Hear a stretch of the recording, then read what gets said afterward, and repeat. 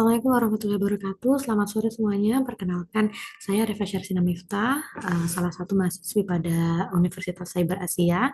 Dan pada kali ini saya berupaya untuk menjelaskan materi terkait dengan manajemen organisasi. Presentasi ini akan membahas hubungan antara organisasi, manusia, manajemen, serta bagaimana problem solving, studi kasus, dan budaya organisasi ini berperan dalam perusahaan.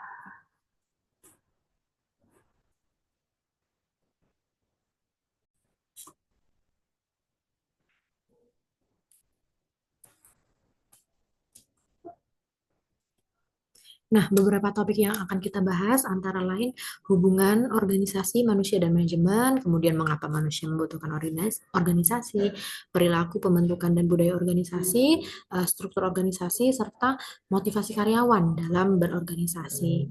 Yang pertama, organisasi manusia dan manajemen. Nah, organisasi manusia dan manajemen ini memiliki hubungan yang saling terkait dalam memenuhi kebutuhan dan mencapai tujuan bersama. Nah, secara harfiah sendiri, organisasi itu adalah suatu alat bantu yang sengaja diciptakan oleh manusia untuk membantu manusia dalam memenuhi kebutuhan dan mencapai tujuannya. Nah, gimana sih hubungan antara organisasi dengan manusia dan manajemen dalam berorganisasi itu sendiri? Yang pertama, hubungan itu sendiri organisasi sebagai alat bantu ya, yang sudah saya jelaskan tadi bahwa organisasi ini merupakan wujud konkret dari sifat sosial manusia.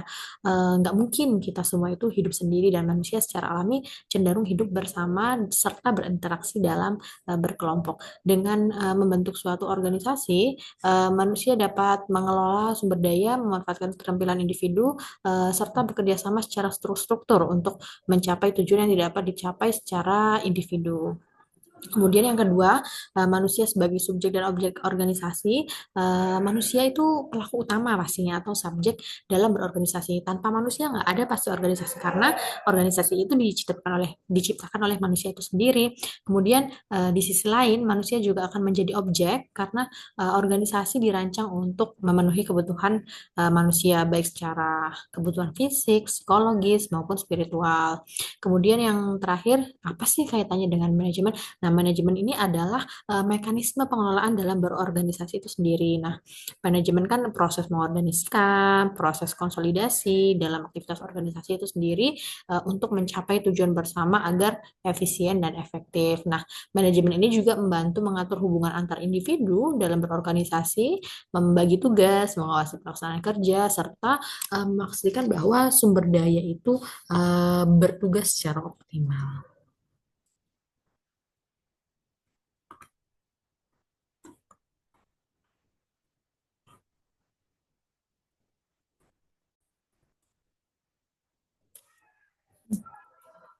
Kemudian apa sih alasan manusia membutuhkan organisasi? Yang pertama keterbatasan individu. Nggak semua kebutuhan dan tujuan itu dapat dicapai oleh manusia secara sendiri atau secara mandiri. Organisasi menyediakan sarana buat berkolaborasi, pembagian tugas, serta pengelolaan sumber daya secara kolektif. Kemudian yang kedua, ada peningkatan efisiensi dan efektivitas. Nah, organisasi ini memungkinkan manusia untuk bekerja lebih terstruktur dan terorganisir. Dengan adanya pembagian kerja dan koordinasi, proses kerja menjadi lebih efisien dan tujuan dalam organisasi lebih mudah tercapai. Kemudian yang ketiga, ada pemenuhan kebutuhan sosial dan psikologis. Kita manusia sebagai makhluk sosial pasti membutuhkan lingkungan untuk berinteraksi dan berkolaborasi. Nah, organisasi ini menjadi tempat di mana manusia bisa memenuhi kebutuhan sembari mencapai tujuan bersama. Kemudian ada juga pengembangan potensi individu. Nah, melalui organisasi, manusia memiliki kesempatan untuk belajar, berinovasi, dan berkembang. Kerjasama dalam organisasi memungkinkan individu untuk mengasah keterampilan dan berbagi pengetahuan. Dan yang terakhir, menurut pendapat saya, pencapaian tujuan yang lebih besar. Beberapa tujuan yang besar, entah dalam skala perusahaan atau skala nasional, kayak pembangunan infrastruktur, pencapaian inovasi teknologi, atau penyediaan layanan masyarakat hanya dapat dicapai melalui kerjasama dalam organisasi yang terorganisir dengan baik.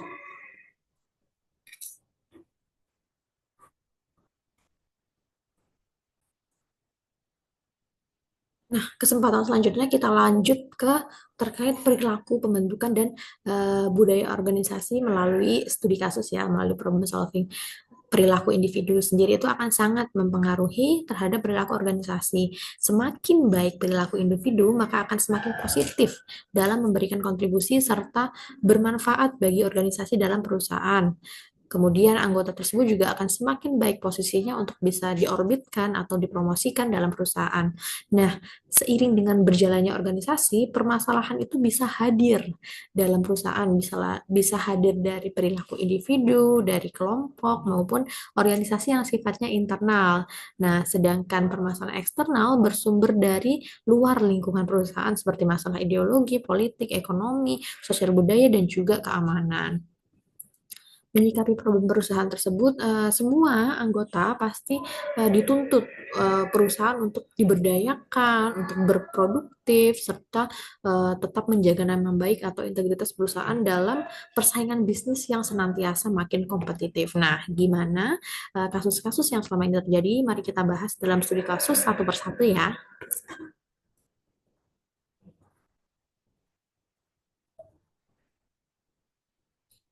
Baik, problem yang pertama, bagaimana perilaku tim mampu memberikan kontribusi yang bermanfaat terhadap perusahaan dari berbagai pengaruh global terhadap posisi dan tujuan perusahaan, di mana konsep perusahaan yang diinginkan sesuai dengan kebutuhan masa kini dan kebutuhan masa depan.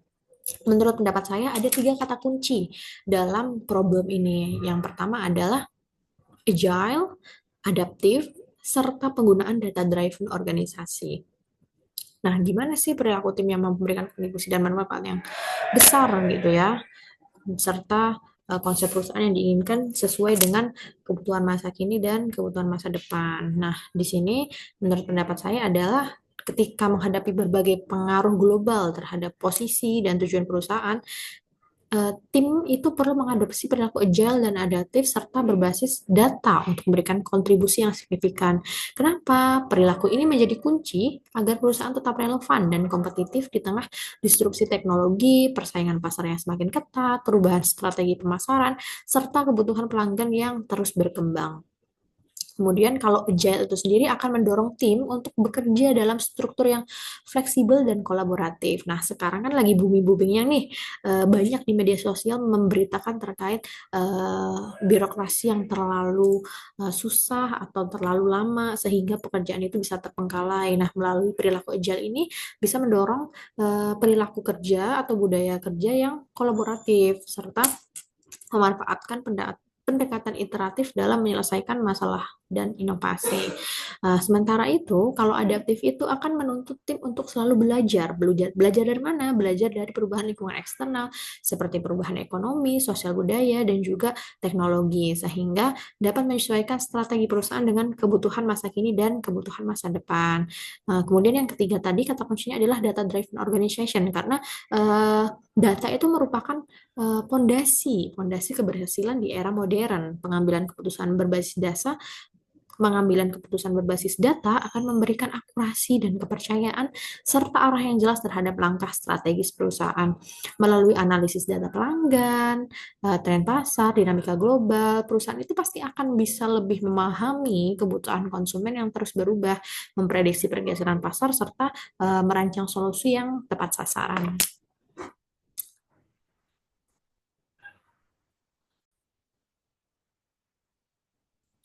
Yuk, kita sekarang masuk ke problem yang kedua. Tadi kan terkait perilaku ya, perilaku tim seperti apa yang dibutuhkan. Nah, sekarang gimana sih perusahaan dapat membentuk wadah sebagai salah satu bentuk kelompok dalam organisasi yang bisa mengatasi internal perusahaan, serta sebutkan esensi yang terkandung dalam wadah tersebut. Nah, pembentukan wadah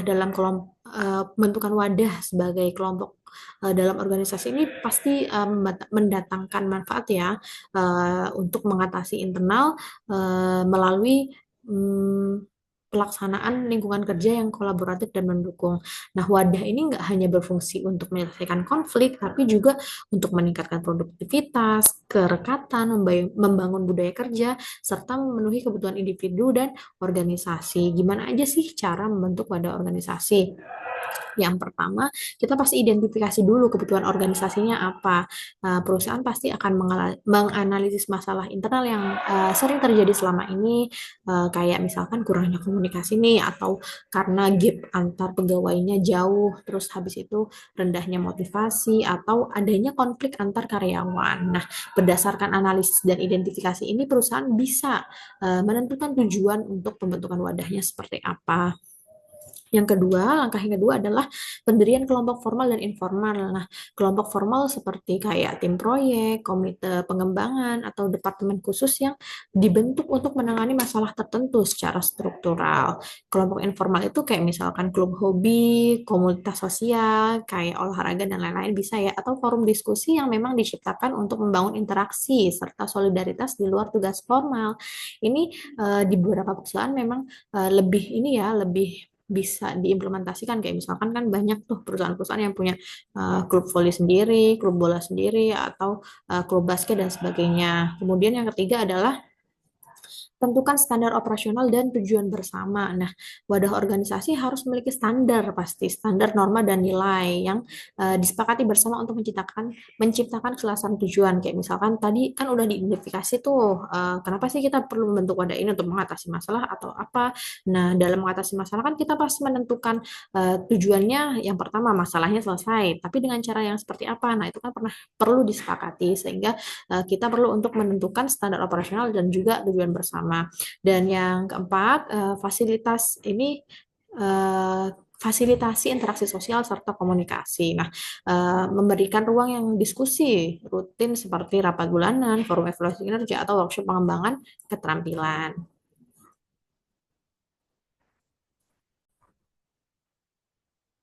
Nah, kemudian tadi kan ada pembahasan apa sih esensi kalau misalkan kita membentuk wadah organisasi. Yang pertama pasti akan memenuhi kebutuhan interaksi sosial. Wadah ini akan memberikan ruang bagi karyawan dalam menjalin hubungan interpersonal yang lebih erat dengan eh, pegawai-pegawai atau karyawan-karyawan di sekitarnya. Kemudian juga contohnya ya, misalkan ada klub sepak bola perusahaan yang bisa meningkatkan solidaritas dan kerja tim. Misalkan beda divisi nih, terus mereka sama-sama kenal di klub sepak bola, terus bisa klop dalam bekerja itu kan beberapa kasus seperti itu ya. Kemudian ada kebutuhan keamanan.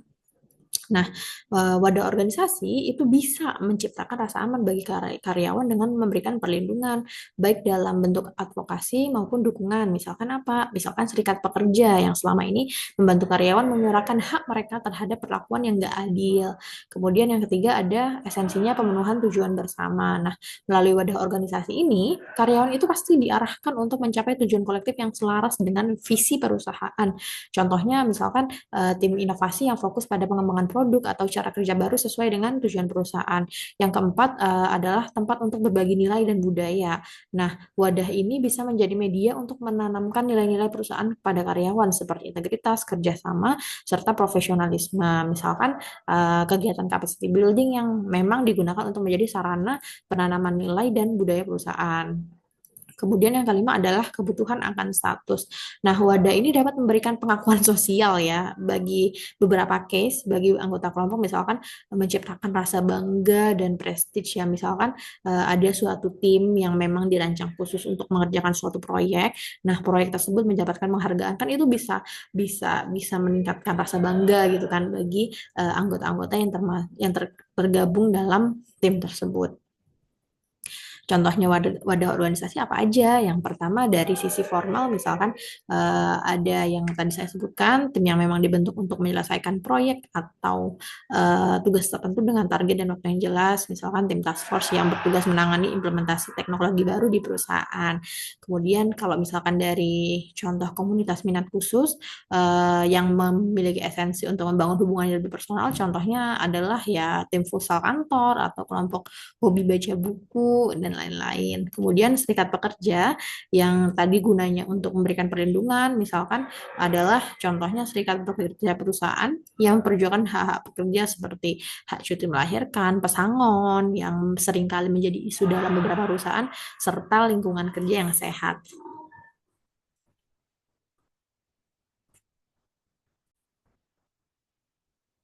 Selanjutnya kita masuk lagi nih, tadi kan sudah membahas terkait perilaku organisasi, wadah organisasi, atau tim yang bisa dibentuk untuk mendukung pencapaian tugas organisasi. Nah, sekarang kita terkait budaya organisasi. Gimana sih cara menciptakan iklim dan pertahankan budaya organisasi yang ideal dalam suatu perusahaan? Apakah perlu bangun struktur yang baru sebagai upaya pengembangan iklim perusahaan dalam mengikuti perkembangan sama zaman atau yang lain? Coba kita jelaskan. Nah, yang pertama, cara menciptakan dan mempertahankan budaya organisasi yang ideal. Budaya organisasi yang ideal itu dapat diciptakan dan dipertahankan dengan menanamkan nilai-nilai inti perusahaan seperti safety first, disiplin, inovasi, efisiensi dalam kegiatan sehari-hari. Nilai-nilai ini tuh perlu diwujudkan secara konsisten dalam apa? Dalam kegiatan, kebiasaan, kebijakan, praktik operasional, sehingga bisa menjadi bagian dari identitas organisasi. Strateginya gimana? Strategi menciptakan iklim dan budaya organisasi yang ideal antara lain yang pertama penanaman nilai-nilai perusahaan dalam kegiatan sehari-hari. Tadi seperti disiplin ya, misalkan hadir tepat waktu atau bahkan 2 menit sebelum rapat dimulai gitu kan. Efisiensi misalkan hemat listrik, hemat energi, itu kan merupakan suatu budaya yang perlu untuk menjadi kebiasaan agar bisa konsisten gitu ya. Kemudian yang kedua adalah pemberian contoh oleh pemimpin, leadership by example. Pemimpin perusahaan itu harus menjadi teladan dalam menerapkan budaya organisasi. Misalkan dalam perusahaan K3 gitu ya, mereka harus memakai APD atau alat pelindung keamanan diri untuk mengikuti aturan keselamatan. Itu kan harus dimulai dari pemimpinnya, terus diikuti oleh anggota-anggotanya. Kemudian yang ketiga ada penghargaan dan sanksi yang jelas. Nah, penghargaan ini akan memberikan apresiasi kepada karyawan atau tim yang menunjukkan perilaku sesuai dengan nilai-nilai perusahaan seperti inovasi yang bisa menghasilkan efisiensi atau prestasi dalam keselamatan kerja itu kan. Kemudian kalau sanksi juga perlu untuk menegakkan aturan disiplin bagi yang melanggar, misalkan keterlambatan rapat itu atau enggak patuh sama protokol keamanan. Terus kemudian yang keempat ada gimana caranya mempertahankan budaya organisasi yang ideal, yaitu pelatihan dan pengembangan karyawan. Nah, pelatihan rutin itu pasti bermanfaat ya untuk karyawan untuk menanamkan nilai-nilai budaya organisasi seperti pelatihan keselamatan kerja, manajemen waktu atau sesi inovasi. Nah, hal ini tuh akan membantu menciptakan keselarasan antara individu dan tujuan perusahaan. Kemudian yang terakhir ada komunikasi dan komunikasi yang terbuka dan konsisten. Ini pasti akan sangat mendukung ya komunikasi yang baik itu, apalagi untuk pegawai yang gapnya jauh antara atasan dan bawahan itu perlu untuk morning morning talk terus weekly meeting untuk membahas proyek-proyek seminggu ke depan untuk menyelaraskan visi bersama itu perlu untuk membangun budaya organisasi yang baik. Nah, terus kemudian perlu nggak membangun struktur yang baru buat sebagai upaya untuk pengembangan iklim perusahaan dalam berorganisasi atau mengikuti perkembangan zaman. Nah, menurut saya pribadi, membangun struktur organisasi yang baru itu nggak selalu diperlukan selama struktur yang ada masih dapat mengakomodasi fungsi-fungsi utama dengan efisien. Fokus utamanya seharusnya adalah pada pengembangan manusianya, karena budaya organisasi sangat besar ditentukan oleh perilaku, kebiasaan, dan juga sikap para karyawan. Namun demikian, jika struktur organisasi yang ada sekarang dirasa kurang adaptif atau kurang mengikuti perkembangan zaman atau tidak mendukung inovasi, dapat kita sebagai anggota organisasi atau pemimpin organisasi dapat melakukan beberapa penyesuaian antara lain ya. Yang pertama menciptakan tim atau divisi baru, misalkan menciptakan innovation team untuk mendorong pengembangan organisasi, kemudian menyederhanakan hierarki, yakni mengurangi tingkatan manajemen untuk mempercepat proses pengambilan keputusan serta meningkatkan efisiensi komunikasi. Kemudian yang ketiga ada mengadopsi pengembangan squad team. Di sini kita melalui menerapkan pendekatan kolaborasi lintas fungsi atau cross-functional teams untuk menyelesaikan proyek serta inisiatif strategis tanpa harus membuat struktur formal yang baru. Nah, itu ya. Gimana kalau pendapat kalian?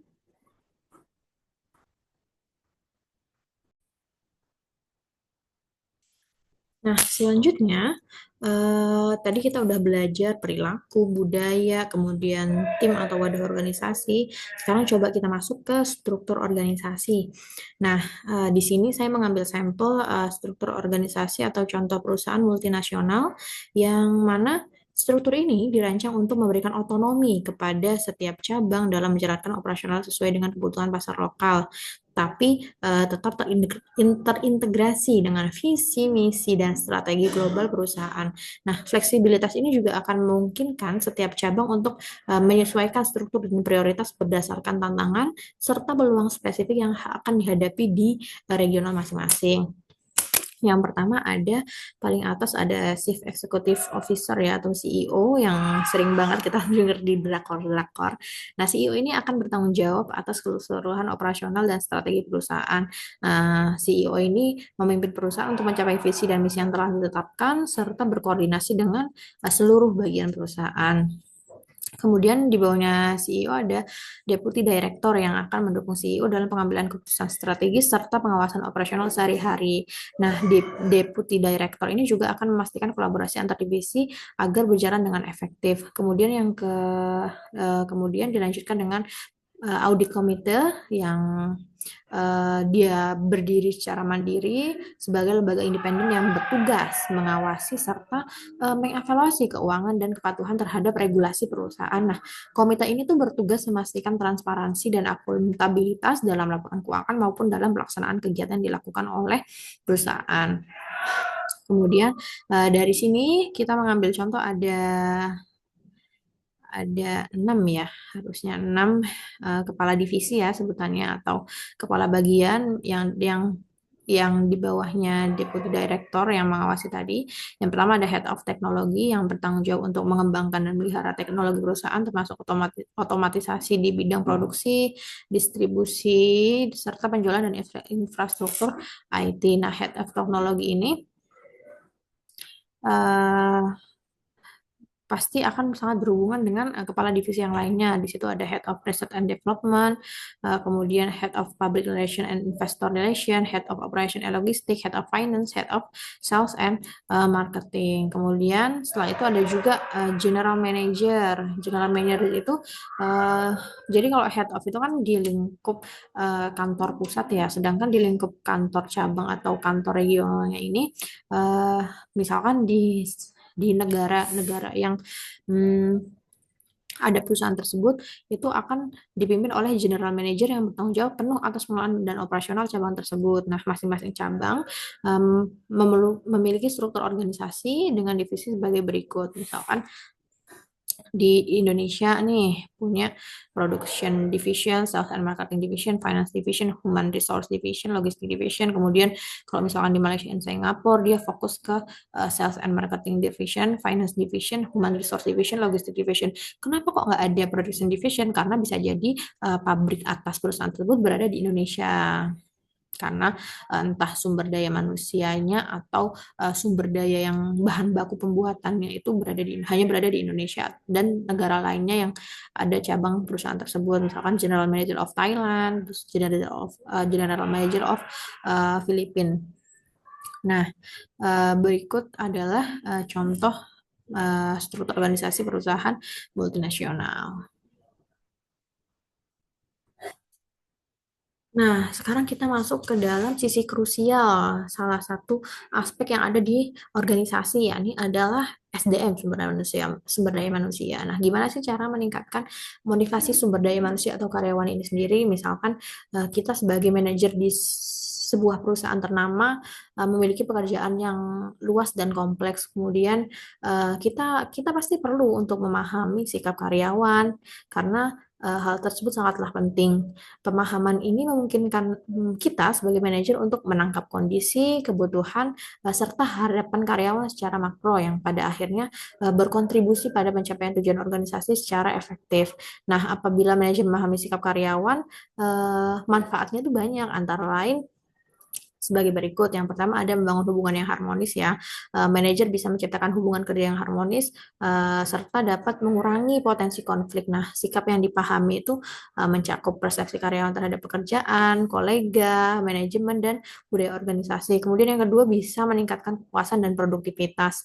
Nah, pemahaman tentang harapan dan kebutuhan karyawan memungkinkan manajer untuk merancang kebijakan yang relevan sehingga karyawan itu merasa dihargai, merasa termotivasi untuk memberikan kontribusi yang maksimal terhadap organisasi. Kemudian menciptakan standar norma dan value yang baru.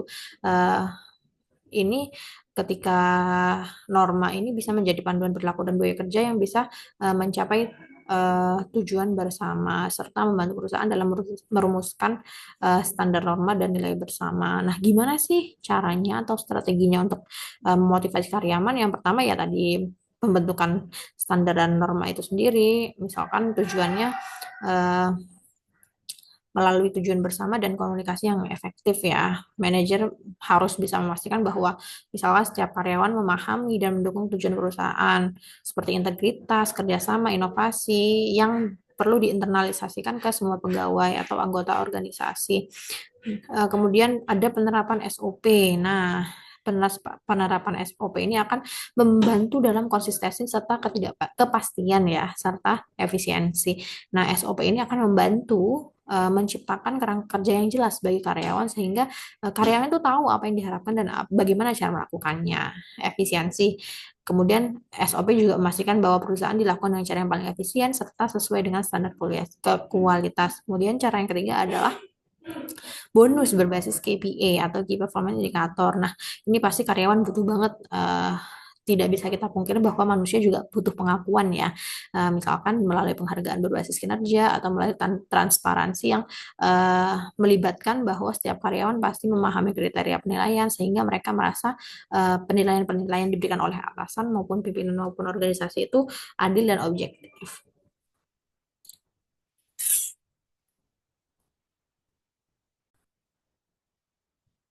Kalau tadi kita udah belajar apa aja sih strateginya gimana meningkatkan motivasi karyawan. Nah, sekarang peran motivasi sendiri dalam organisasi itu apa sih? Yang pertama ya pasti mendorong kinerja individu dan tim ya, menjadi peran pendorong utama bagi karyawan untuk memberikan yang terbaik. Kemudian yang kedua adalah motivasi itu bisa mempertahankan talenta karyawan karena lingkungan kerja yang motivasi karyawan akan meningkatkan loyalitas karyawan sendiri sehingga mengurangi tingkat turnover atau burnout yang merugikan organisasi. Kemudian mencapai tujuan perusahaan. Motivasi yang kuat bisa membuat karyawan lebih fokus pada tujuan bersama, percepat pencapaian visi, serta misi perusahaan. Yang terakhir adalah mendukung adaptasi dan inovasi. Nah, dalam lingkungan bisnis yang dinamis, motivasi itu memungkinkan karyawan untuk terus belajar serta beradaptasi dengan perubahan, termasuk berkontribusi pada inovasi. Nah, gimana? Peran motivasi dalam organisasi ini sangat bermanfaat ya. Nah, uh, materi-materi tadi terkait perilaku terkait organisasi, alasan kenapa manusia membutuhkan organisasi, kemudian bagian perilaku, budaya, serta motivasi dalam berorganisasi itu mendapatkan referensi dari beberapa modul ini. Uh, dari modul pembelajaran perilaku organisasi dari Bu Nur Hayati, kemudian ada dari Simons dan juga diakses dari Unilever Indonesia. Sekian presentasi saya.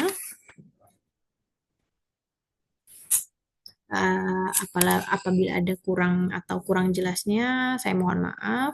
Wassalamualaikum warahmatullahi wabarakatuh. Semoga dapat dipahami dan bermanfaat bagi kita semua.